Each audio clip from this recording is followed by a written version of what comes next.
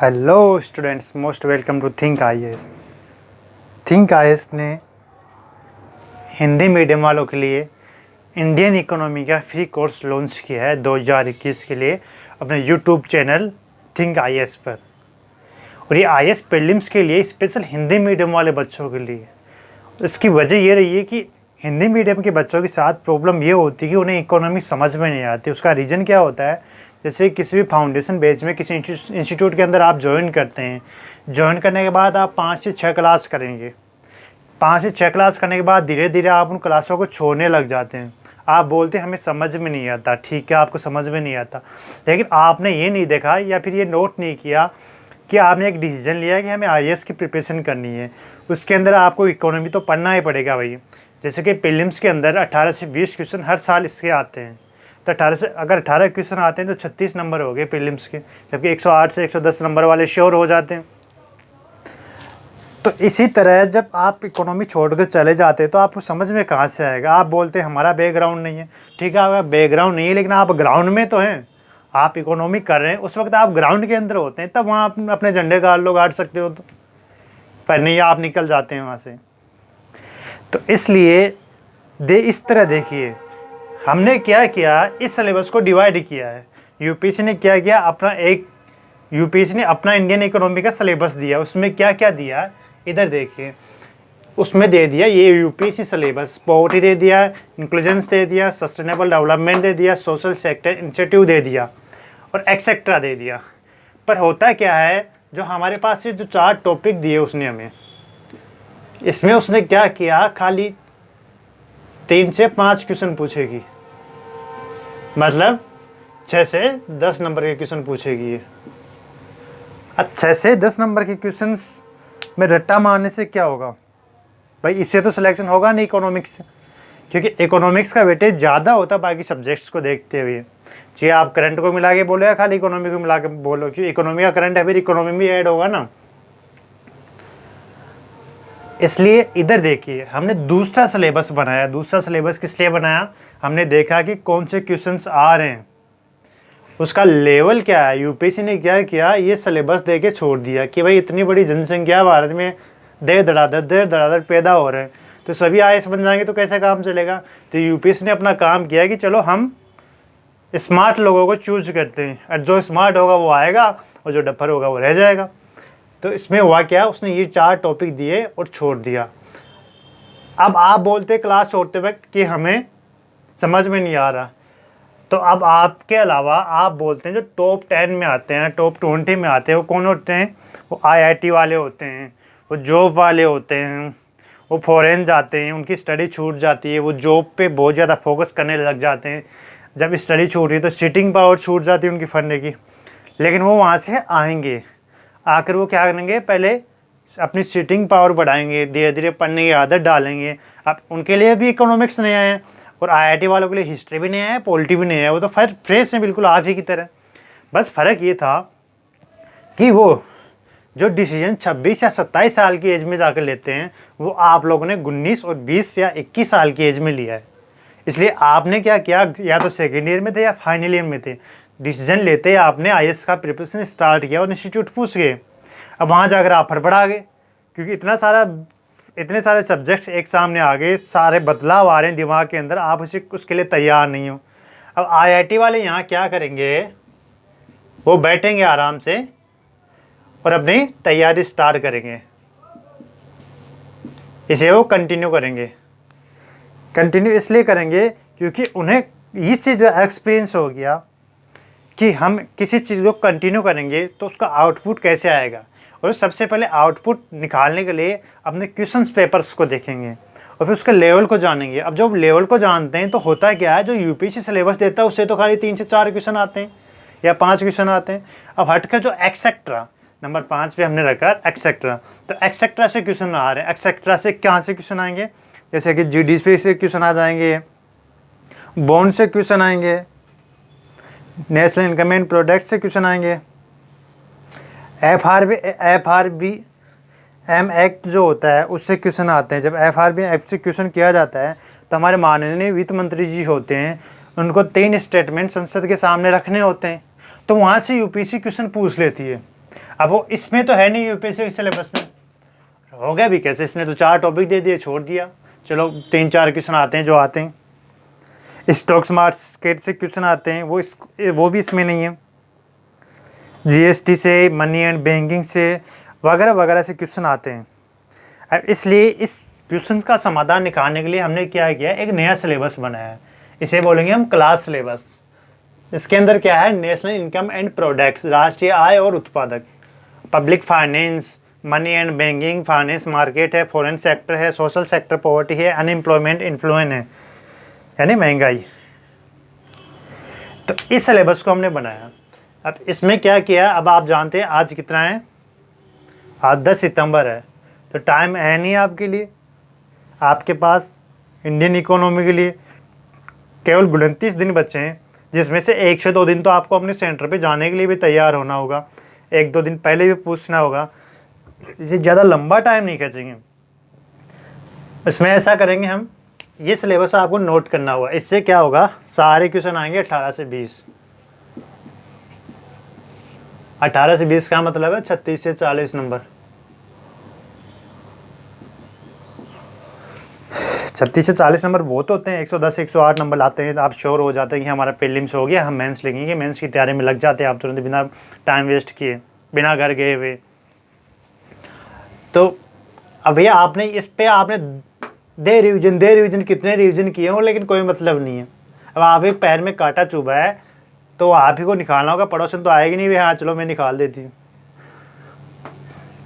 तो हम इसके अकॉर्डिंग स्टडी करेंगे। इसमें नेशनल इनकम एंड प्रोडक्ट्स को सबसे पहले लेंगे, जिसमें हम जानेंगे सामाजिक कल्याण क्या है, आर्थिक कल्याण या इकोनॉमी वेलफेयर क्या है, राजनीतिक कल्याण क्या है, फिर जीडीपी पढ़ेंगे, जीवीए पढ़ेंगे, एनएनपी पढ़ेंगे, किंग्स अर्थशास्त्र पढ़ेंगे। तो ये सब चीज़ें पढ़ते पढ़ते चलेंगे। हम डायरेक्ट जो है मनी एंड बैंकिंग पे नहीं जाएंगे, क्योंकि स्टूडेंट्स को लोग क्या करते हैं, मोस्टली टीचर्स जो होते हैं रेपो रेट वगैरह पढ़ाते हैं, बैंकिंग सेक्टर पढ़ाते हैं, क्योंकि उन्होंने उनको पढ़ा है। लेकिन हम बिना जीडीपी को जाने, बिना जीवीए को जाने डायरेक्ट बैंकिंग सेक्टर पे कैसे पूछ सकते हैं। इसलिए हम यहाँ से स्टार्ट करेंगे। हमारा क्लास शेड्यूल क्या होगा वो चीज़ समझ लो आप। इसे मैं मिटा देता हूँ, इसे लिखने की ज़रूरत है नहीं।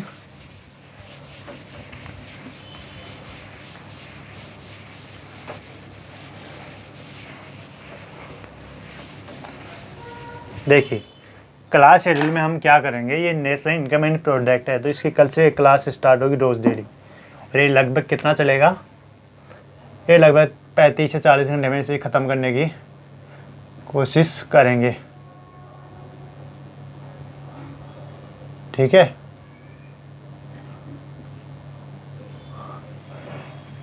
और फिर लगभग 10 घंटे अपने को 10 से 15 आवर्स करंट के लिए जाएंगे। तो इसमें हम करंट इकोनॉमी और इंडियन इकोनॉमी दोनों इंक्लूड करेंगे। और फिर क्या करेंगे, एमसीक्यू लेंगे। हम यहीं पे आपको एमसीक्यू कराएंगे करंट से रिलेटेड, जो संभावित है कि हाँ भाई ये क्वेश्चन बनकर आ सकते हैं, एमसीक्यू वो करवाएंगे। लेकिन अब क्लास शेड्यूल क्या होगा, जैसे कि हम सबसे पहले ये टॉपिक उठाएंगे नेशनल इनकम एंड प्रोडक्ट। तो नेशनल का हम एन लेंगे खाली, ठीक है। ये एन लिया और ये क्लास क्या है, यहाँ पे क्लास क्या, क्लास ये फर्स्ट हो गया। ये फर्स्ट हो गया तो ये फर्स्ट ही चलेगा, फर्स्ट चलेगा, फिर सेकंड चलेगा, फिर थर्ड चलेगा, फिर 5 चलेगा, ऐसे सीक्वेंस ही रहेगी ये। इसमें आपको एक एडवांटेज होगा। एडवांटेज क्या होगा, जैसे कि 5 क्लास में अगर नेशनल इनकम ख़त्म हो जाता है तो फिर आप ये टॉपिक पढ़े, आपने ये टॉपिक पढ़ने के बाद ये इकोनॉमिक करंट अफेयर का ये टॉपिक पढ़ा, हमने दोनों का पढ़ा अपन ने। ये पढ़ने के बाद हम लोग क्या करेंगे, आप कहीं भी मार्केट से क्वेश्चन पेपर उठा लो कि भाई हमें नेशनल इनकम एंड प्रोडक्ट है, राष्ट्रीय आय और उत्पादन के क्वेश्चन आंसर दे दो इकोनॉमिक्स के अच्छे वाले, वो आप सोल्व करेंगे। सोल्व करेंगे आपको पता चलेगा आउटपुट क्या, कि आपने जो पढ़ा है कितना कवर कर पाए हैं, कमांड हुई है नहीं हुई है, उसमें क्वेश्चन आप सोल्व कर पा रहे हैं नहीं कर पा रहे हैं, क्या उसमें से अच्छे मार्क्स आ रहे हैं, ठीक है। ये क्या, और इसमें अगर कहीं दिक्कत होती है तो आप रिविजन करो, रिविजन नहीं कर पाते तो फिर से यूट्यूब चैनल पर आए थिंक आईएएस पर अपना ये टॉपिक देखिए नेशनल इनकम वाला, और फिर से क्वेश्चन पेपर सोल्व कीजिए। इससे हुआ क्या, इससे हमने एक टॉपिक पे कमांड कर ली। हमने कितने में डिवाइड किया, हमने खाली 6 टॉपिक्स में डिवाइड किया, ठीक है। तो अब हमारा ये एक हो गया 3 से 4 दिन के अंदर। देखो अब कोई एक कोना पकड़ के तो लगना पड़ेगा ना इंडियन इकोनॉमी के लिए, अब छोड़ नहीं सकते। नंबर 36 से 40 की बात है। अब फिर आएंगे हम पब्लिक फाइनेंस पर। पब्लिक फाइनेंस का क्या होगा, ये नंबर 1 हो गया, ये नंबर 2 में आएंगे। तो पब्लिक फाइनेंस का हम खाली पी लेंगे। पी लेने के बाद हम करेंगे क्लास नंबर 1 से वही 1 2 3 4 5 इस तरह से। जब इस तरह से ये हो गया तो इसके साथ में हम करंट अफेयर पढ़ेंगे पब्लिक फाइनेंस का ही। तो ये दोनों हो गया, करंट अफेयर हो गया, ये पब्लिक फाइनेंस हो गया। अब ये दोनों चीज़ें जब क्लियर हो जाती हैं तो फिर आप पब्लिक फाइनेंस के क्वेश्चन पेपर उठाएंगे और उन्हें सोल्व करेंगे, राइट। जब आप उन्हें सोल्व करेंगे तो आपको पता चलेगा कि हाँ भाई आपने अच्छा कमांड किया है, कितना अच्छा रिवीजन रहा है, कितना रिवीजन करने की ज़रूरत है। अगर पब्लिक फाइनेंस में कहीं दिक्कत आ रही है तो कौन सी जगह आ रही है, तुरंत वो दिक्कत सोल्व करो और एक कॉपी में नोट करो कि भाई इस जगह से इतना सोल्व हो गया, अब यहाँ केवल रिवीजन करने की दिक्कत है, वो केवल देखना है, बस देखने का काम है। इसमें ज़्यादा टाइम नहीं खपाना। अगर 2 टॉपिक हो गए तो इसमें रिवीजन करना है, ज़्यादा टाइम नहीं खपाना आपको, ठीक है। टाइम बचाते हुए चलना है क्योंकि अदर सब्जेक्ट्स भी तो हैं। फिर नंबर 3 पे मनी एंड बैंकिंग आया। मनी एंड बैंकिंग का भी हमने यही किया कि भाई एम उठाया, फिर आगे क्लास किया, फिर आगे 1 2 3 ऐसे करके जो भी 5 या 7 क्लास हो रही हैं वो हमने की। अब मनी एंड बैंकिंग का साथ में हमने करंट अफेयर पढ़ा। करंट अफेयर पढ़ने के बाद मनी एंड बैंकिंग को क्वेश्चन पेपर उठा के सोल्व किया। तो हमें पता चला हाँ भाई हमारे वेटेज क्या है। करंट अफेयर के क्वेश्चन भी हम सोल्व कर पा रहे हैं, नहीं कर पा रहे हैं। मनी एंड बैंकिंग के वैसे थ्योरिकल जो क्वेश्चन है वो सोल्व कर पा रहे हैं, नहीं कर पा रहे हैं। ये दोनों चीज़ें हम सोल्व करेंगे तो हमें पता चलेगा और हमारा आउटपुट निकलेगा, तो हमें कॉन्फिडेंस आएगा। कुछ टाइम पहले क्या है ना कि हमने क्लास ज्वाइन की पर हम छोड़कर भाग गए क्योंकि हमें पता नहीं था कि तगड़िया कौन है, पंगड़िया कौन है, इन सब चीज़ों का पता नहीं चला था, कजोड़ कौन है। लेकिन अब पता चल रहा है क्योंकि यहाँ से 1 2 3 चीज़ें हमने कवर की, इनमें क्वेश्चन पेपर सोल्व किए तो कॉन्फिडेंस आ गया। तो बी पॉजिटिव हो गए ना यूपीएससी, तो बी पॉजिटिव ही रहना है। अब नंबर 4 पे क्या होगा, हम ऐप लेंगे। ऐप लेने के बाद वही क्लास वाला सिस्टम चलेगा, 1 2 3 4 और 5, ठीक है। अब ये जो सिस्टम चलेगा तो फाइनेंशियल मार्केट है नंबर 4 में, इसे पढ़ेंगे, विथ करंट अफेयर पढ़ेंगे। इसके बाद क्वेश्चन पेपर सॉल्व करेंगे, फिर इसमें देखेंगे कि हाँ भाई इसमें कमांड हुई नहीं हुई है, और फिर उस पर ये देखना है कि अगर कमांड हो गई तो कितना आउटपुट निकल रहा है, क्या इसे रिवीजन करने की ज़रूरत है, हल्का करना है, 2 बार करना है, 3 बार करना है, हम उस पर भी बात करेंगे। ये करंट अफेयर सहित हो गया नंबर 4 तक। अब नंबर 5 पे क्या हुआ, फॉरेन आ गया। अब कहेंगे आप कि यार ये फाइनेंशियल मार्केट है, ये फॉरेन सेक्टर है, ये दोनों ऐप से स्टार्ट हो रहे हैं। आप बोल रहे थे कि हम पहला अक्षर उठा लेंगे और फिर डाल देंगे। अब इसमें क्या करेंगे, हम 2 उठा लेंगे। भाई ज़रूरी क्या पहले उठाएं, अगर हमारे पास फैसिलिटी है तो हम क्यों पीछे हटेंगे। अपनी चीज़ों को तो उठा रहे हैं, वो दूसरों की थोड़ी है। अब क्या करेंगे, ये वो सेम हो गया, ठीक है। ऐसा ही सोशल से होगा, नंबर 6 से ऐसा ही होगा।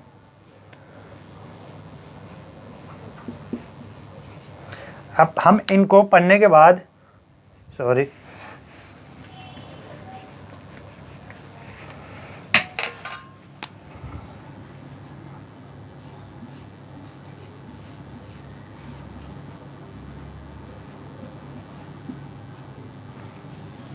हाँ, अब ये देखो हमारे 6 टॉपिक थे जो हमने पूरे किए। हमने अच्छे से रिवीजन किया, पहले इन्हें पढ़ा, इन्हें समझा, कॉन्सेप्ट क्लियर किए, फिर उसका करंट अफेयर पढ़ लिया हमने तुरंत कि क्या है क्या नहीं है। फिर पब्लिक फाइनेंस पे है, मनी एंड बैंकिंग पे है, मुद्रा और बैंकिंग, इस पे आ गए financial market, foreign sector, social sector, poverty, unemployment, influence, ये सब कुछ हमने पढ़कर देखा। इसे देखने के बाद हमारे कॉन्सेप्ट लगभग क्लियर हो गए, और लगभग क्लियर हो गए तो अब ये हो गया ख़त्म। लगभग हमारे पास दिन बचे हैं, अब ये 20-22 दिन में ख़त्म हो जाएगा, 5 से 6 दिन बचेंगे। तो जो लास्ट के ये 5 से 6 डेज जो हैं, इनमें हम क्या करेंगे, जो करंट अफेयर के MCQs हैं,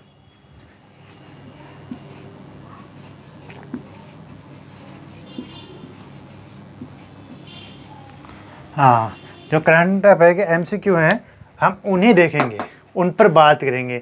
वो 60 बनते हैं, 80 बनते हैं या 100 बनते हैं, उन पर हमें इसी बोर्ड पर उनको समझेंगे, पूरों को ठीक से सॉल्व करेंगे। हाँ भाई, ये क्वेश्चन आ सकते हैं, ये आ चुके हैं, इस तरह से पिछली बार क्वेश्चन आए थे और इस बार इस तरह से क्वेश्चन आ सकते हैं। अब बात रही याद करने की, क्योंकि अधिकतर स्टूडेंट्स को ये दिक्कत होती है कि याद नहीं होता। अब याद तो दोस्तों, जब हम किसी अपने दोस्त के दोस्त से मिलते हैं फर्स्ट टाइम, तो उसका नाम याद नहीं रख पाते, सच बताऊं तो।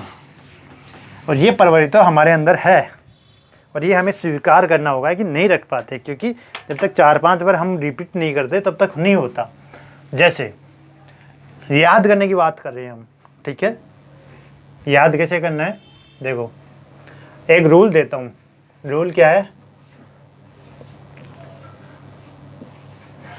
ये देखो, इसमें क्या है 1 2 3, नहीं 3 नहीं है इसमें, सॉरी, 7 और 30। अब आप कहेंगे रूल तो दे दिया, संख्या तो दिखा दी, लेकिन इसे समझा भी दो। तो बिल्कुल भाई समझाएंगे। इसमें क्या होगा, जो हम फर्स्ट डे पढ़ेंगे, यानी हमने क्या किया, ये जो नेशनल इनकम एंड प्रोडक्ट है ना, इसे फर्स्ट टाइम पढ़ा। यानी आज कितनी तारीख है, आज 10 सितंबर है, तो 10 सितंबर को हमने इसे पढ़ा। तो हम अपने एक नोटबुक लेंगे 10 रुपये वाली, अब किसी भी कॉपी के पीछे की तरफ लिख लेंगे कि नेशनल इनकम एंड प्रोडक्ट्स 10 सितंबर। अब इसे अगले आगे की डेट दे देंगे। आगे की डेट देने का मतलब कि हम अगले दिन पढ़ेंगे, यानी 11 सितंबर को। आज का टिक हो गया, इसे पढ़ा हमने 11 सितंबर को। अब सोने से पहले देखेंगे कि अगले दिन क्या क्या करना है, उठ कर, और फिर उठने के बाद देखेंगे आज शाम तक का हमारा शेड्यूल कल क्या बना था, हमने कल क्या किया था। तो फिर ये नंबर 2 पे आएगा, है ना। ये 11 कितने पे आ गया, 2 पे आ गया। ये जो 2 नंबर था यहाँ पे, 1 2 2 कहाँ बना, ये 11 पे बना, यानी 10 को पढ़ा फिर 11 को पढ़ा। फिर ऐसे हम 7 पे जाएंगे। 7 पे कैसे जाएंगे, 2 हो गया तो 13, जैसे 13 14 15 16 17 3 4 5 6 7, तो फिर क्या ना 7 पे आए हम। तो हमारा 7 कहाँ है, 17 तारीख को आ रहा है। तो अब 17 तारीख को 7 आ रहा है, तो हमारा जो 11 तारीख को हमने काम किया उसे फिर से कब रिपीट करना है, उसका शेड्यूल बन गया 17 तारीख का, पहले से ही फिक्स हो गया। ये हमें ना दिमाग में नहीं रखना कि हमने कौन कौन सी चीज़ों को आज पढ़ा है। और सच तो ये है कि हमारे दिमाग में ये चीज़ें रहती भी नहीं है। अब नहीं रहती है तो हम ऐसा करते हैं ना, एक 10-15 रुपए की छोटी सी नोटबुक लाएंगे ऐसी, और उसमें नोट करते हुए चलेंगे, इस रूल्स को फॉलो करते हुए चलेंगे, जिससे बार बार रिपीटेशन हो। और अगर रिपीटेशन होती है तो याद तो अपने आप हो जाएगा। इससे ज़्यादा क्या चाहिए ज़िंदगी में। इस तरह से फिर नंबर 30 पे आएंगे। तो 30 आप देखो कैलकुलेशन कर लेना, मुझे इतनी कैलकुलेशन नहीं आती है, ठीक है। इस तरह से हम पूरे टॉपिक्स पढ़ेंगे। ये 18 से 20 क्वेश्चन जो हैं इन पे कमांड करेंगे, और फिर हम 36 से 40 नंबर लाने की कोशिश करेंगे। अगर 20 क्वेश्चन आते हैं, हम 18 भी कर पाते हैं, तो 36 नंबर आते हैं। 36 नंबर मायना रखते हैं। जबकि आप कट ऑफ में देखोगे तो 110 नंबर अगर आप लेके आते हैं, तो आप श्योर हो जाते हैं कि आपको UPSC प्रीलिम्स से बाहर करने वाला कोई नहीं है। इस तरह से हम पढ़ेंगे। अब हम अगली क्लास स्टार्ट करेंगे नेशनल इनकम एंड प्रोडक्ट से। अब बात रही स्टडी मटेरियल की। तब ये वो टाइम पीरियड तो है नहीं कि मैं आपको एक बुक बताऊं। बुक पढ़ने के लिए हम 10 अक्टूबर के बाद बात करेंगे। अभी क्या करेंगे, हम इन्हें समझेंगे, कॉन्सेप्ट समझेंगे, करंट अफेयर समझेंगे, साथ में इनके नोट्स बनाते चलेंगे। क्लास में मैं आपको लिखवाता चलूँगा जो भी नोट्स होंगे, इंपॉर्टेंट नोट्स होंगे। नोट्स का मतलब ये नहीं कि भाई मैंने बहुत बड़ी बुक लिखवा दी, क्योंकि यहाँ हम इतिहास नहीं पढ़ रहे हैं, हम यहाँ फाउंडेशन बेस नहीं पढ़ रहे हैं, हम खाली प्रीलिम्स के बेस से इकोनॉमिक्स पढ़ रहे हैं। तो उसमें कॉन्सेप्ट समझाया।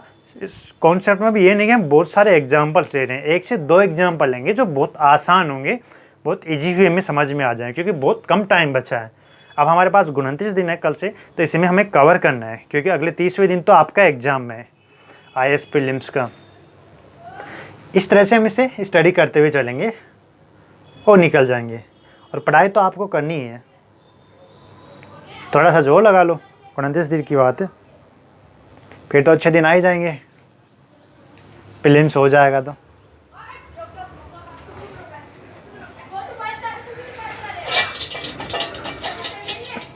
इस तरह से अगर आप पढ़ते हैं तो आपको बहुत सारी इन्फॉर्मेशन मिलेगी। अनएम्प्लॉयमेंट यानी बेरोज़गारी से सवाल आते हैं, पता है ना, आप बेरोज़गार हैं, यूपीएससी आपसे भी सवाल पूछ लेती हैं कि भाई बेरोज़गारी के बारे में बताओ, गरीबी के बारे में बताओ, महंगाई जो हो रही है, आप बेरोज़गार हो, पैसे नहीं है, फिर भी महंगाई हो रही है, तो आप कैसे जियोगे, इस पर क्वेश्चन आ जाएगा।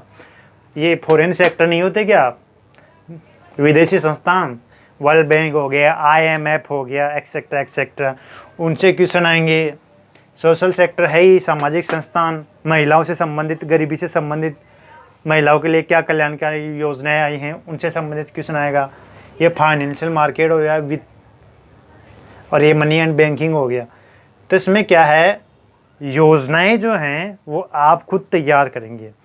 करंट अफेयर और बाकी जो मटेरियल इम्पोर्टेंट मटेरियल जो बचा है वो मैं तैयार करवाऊँगा आपको। उसमें डरने की बात नहीं है, ये आराम से हो जाएगा। अभी इतना टाइम है, अगर पेशेंस खो दोगे तो फिर कुछ भी नहीं होगा, किसी भी सब्जेक्ट पे कमांड नहीं होगी। आप देखो कि आप मैगजीन खरीदोगे और उससे पढ़ लोगे, नहीं, आप विजन 365 लाओ या कुछ और लाओ, कोई मतलब नहीं है पढ़ने का। अगर आपका बेसिक अच्छा नहीं है और आपको लगता है आपने इकोनॉमी, इंडियन इकोनॉमी अच्छे से पढ़ी है, आप क्वेश्चन पेपर सॉल्व कर रहे हैं, उसमें अच्छी परफॉर्मेंस आ रही है, तो आप बेसिकली इन क्लासों को मत देखो, अपना टाइम मत दो। लेकिन आपको लगता है कि आपकी परफॉर्मेंस अच्छी नहीं है, आपने करंट नहीं पढ़ा इकोनॉमी का, आपने इंडियन इकोनॉमी अपनी क्लास की तब छोड़ दी आपने, और अब आप ना बुक्स उठा रहे हो मोटी मोटी 500 पन्नों वाली, 300 पन्नों वाली, तो भाई इतना टाइम नहीं कि आप उसमें पढ़ के एग्ज़ाम फाइट कर सको। तो यह है शॉर्ट एंड स्वीट। तो इस पर आते हैं, तो क्लास स्टार्ट करते हैं हम नेशनल इनकम एंड प्रोडक्ट्स की कल से। तो कल क्लास फर्स्ट होगी, क्लास फर्स्ट। रोज़ हम एक क्लास करेंगे, कभी 2 क्लास भी हो जाएंगे अपने पास, जैसे टाइम निकलेगा। रूल समझ में आ गया? रूल लिखा आपने? नहीं लिखा तो फिर से लिख लो। ये जो सिलेबस है, ये क्लास सिलेबस, ये वेरी वेरी इंपॉर्टेंट सिलेबस है, क्योंकि ये तो है, मैं फिर से लिख देता हूँ। देखो, ये 18 से 20 क्वेश्चन का मटेरियल है, ये मजाक नहीं है। इसमें से 10 से 12 क्वेश्चन तो करंट अफेयर के आ जाएंगे, जो हम यहाँ MCQ सोल्व करेंगे और फिर आगे बढ़ेंगे, ठीक है। अब 18 से 20 का मतलब है 36 से 40 मार्क्स लाइक लेके आएंगे आप। तो इन्हें लिख लो, इन्हें देख के फिर भी पढ़ लोगे, क्योंकि इनकी शक्ल तो अच्छी नहीं है और दिमाग में वैसे भी नहीं जाते। चलो आज की क्लास ख़त्म करते हैं। और हाँ, जाने से पहले वो रूल मैंने बताया था आपको, आप समझ गए होंगे, या तो पीछे जाके देख लेना या फिर यहाँ से देख लेना। 1 2 7 एंड 30, ये बहुत इम्पोर्टेंट है। आप एक सब्जेक्ट को, या फिर मैं कहूँ एक टॉपिक को, 1 महीने में आप 4 बार पढ़ सकते हैं इस रूल से, नेशनल इनकम एंड प्रोडक्ट्स को। तो आप जब एग्ज़ाम देने जाएंगे ना, उससे पहले इसे 3 बार पढ़ लेंगे आप, आपको पता है इस रूल से। ऐसे ये 2-3 बार हो जाएंगे, लास्ट 2 बार या 3 बार हो जाएंगे आप जोर लगाएंगे तो इस तरह से पढ़ते हुए चलना है। और 2 से 3 बार अगर आप पढ़ लेते हैं तो वो माइंड में काफ़ी कुछ सेट हो जाता है, और सेट हो जाता है तो पेपर में भी सेट होगा। फिर आप माइंड एग्ज़ाम हॉल में क्वेश्चन देखेंगे और तुरंत माइंड क्लिक करेगा और आप टिक करेंगे और बाहर आ जाएंगे हंसते हुए। अच्छा, तो आज की क्लास हम ख़त्म करते हैं।